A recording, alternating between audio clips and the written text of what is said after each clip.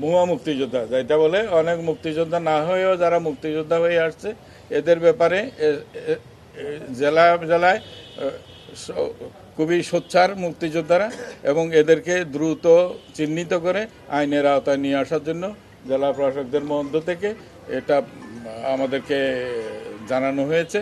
এবং এটাতে সুনির্দিষ্ট তারা নির্দেশনা চান। নির্দেশনার জন্য আমরা বলেছি এখানে জাতীয় মুক্তিযোদ্ধা কাউন্সিল পুনর্গঠন হয়েছে।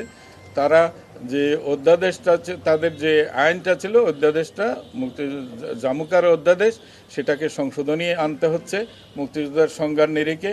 এই সংশোধনী আসছে, সংশোধনী আসার পর এই মুক্তিযোদ্ধা সংসদও পুনর্গঠিত হবে। সংসদ পুনর্গঠিত হলে প্রত্যেকটা জেলায় জেলায় এই স্কুটনির মাধ্যমে আমরা ভুয়া মুক্তিযোদ্ধাদেরকে শনাক্ত করার চেষ্টা করব, এবং সেই নিরিখে যাদেরকে আমরা শনাক্ত করতে পারবো তাদেরকে আইনের আওতায় নিয়ে আসবো। জুলাই অভ্যুত্থানে যারা শহীদ হয়েছেন তারা জুলাই শহীদ নামে খ্যাত হবেন, এবং এই নিরিখে তারা সনদ পাবেন, পরিচয়পত্রও পাবেন তাদের পরিবারগুলো।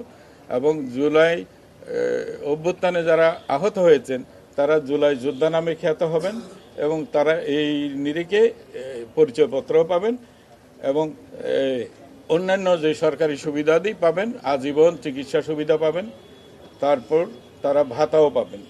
তাদের সুনির্দিষ্ট এককালীন যারা শহীদ হয়েছেন তারা 30 লক্ষ টাকা পাবেন সঞ্চয়পত্র নিরিখে।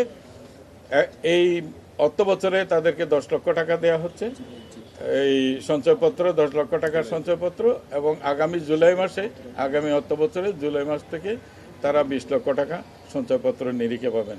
এটা হলো শহীদ পরিবারের জন্য। আর যারা আহত হয়েছেন তারা 5 লক্ষ টাকা পাবেন। যারা ক্যাটাগরিতে আহত, মানে গুরুতর আহত যারা, এককালীন 5 লক্ষ টাকা পাবেন, এবং 20,000 টাকা প্রতি মাসে ভাতা পাবেন।